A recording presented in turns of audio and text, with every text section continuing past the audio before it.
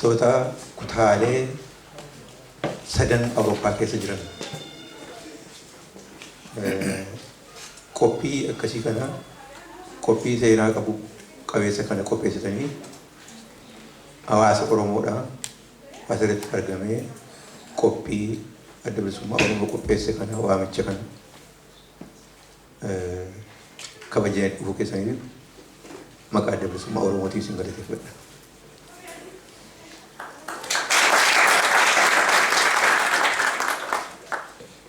Akkuma jaalamaa Marsilee jedhee walga'iin irraa kun kan duraa irraa adda.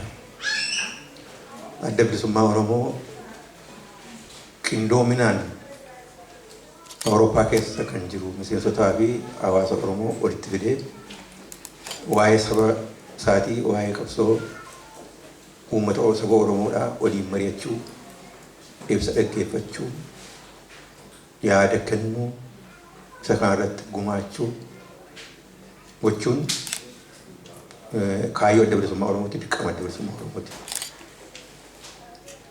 Kanatti aansee kan irratti haasa'u nu lamaan keenya haasa'u nu kenname adda bilisummaa Oromoo godina Awurooppaa keessatti maal akka hojjetudha, maal akka godhaa jiru fi maal akka godhaa ture akka ibsinudha. Utuun ibsa kan koo hin darbini adda bilisummaa Oromoo erga bu'uureffamee booda Awurooppaa keessatti maal akka hojjetaa ture, kan keessatti qooda fudhataa turtes qaama isa keessatti qooda fudhataa turte itti gaafatamummaadhaan isa qooda fudhattu Jaalli Asteer Gammadaadhaa gaggabaabsitee ibsa isin kennite. Isa booda ammoo waan boodanaa keessa hojjetamaa turee fi amma hojjetamaa jiruun gabaabsee hima jechuudha. Amma gara Jaalli Asteeritti isa dabarsa.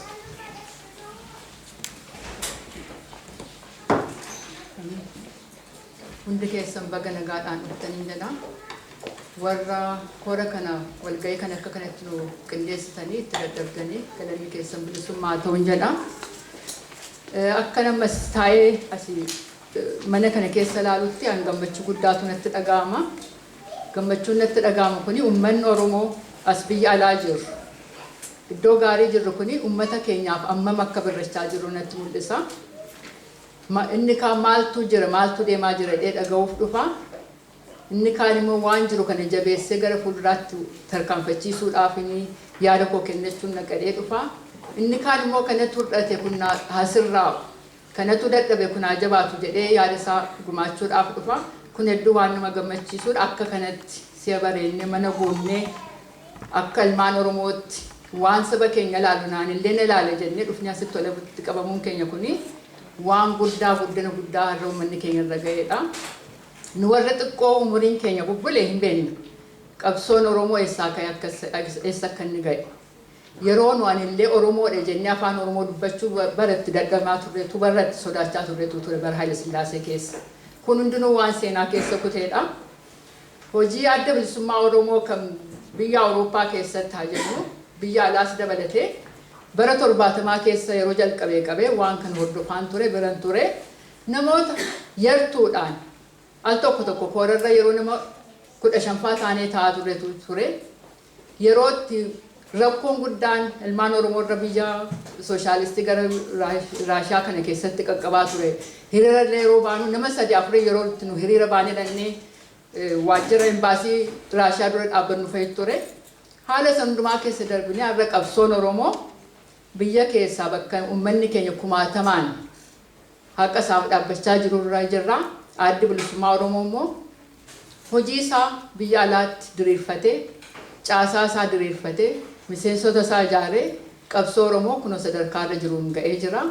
Kun hundinuu waan akka qoosaatti dhufe miti. Wareegama guddaa biyya keessatti wareegama qaqqaaliidhaan ka'ee kanuma irratti adda bilisummaa Oromoo biyya alagaa kanatti ilmaan Oromoo inni kaan rakkina roorroo baqatee kan ba'e.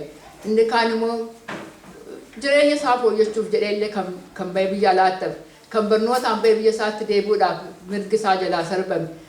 Ilmaan Oromoo fuula adda addaatiin kan dhufnee asitti wal argine kana ijaaruu, dammaqsuu, hojii qabsoo Oromoo kana fuulduratti tarkaanfachiisuu fi dhaabni keenya hojii guddaa hojjechaa ture. Ammas itti jira.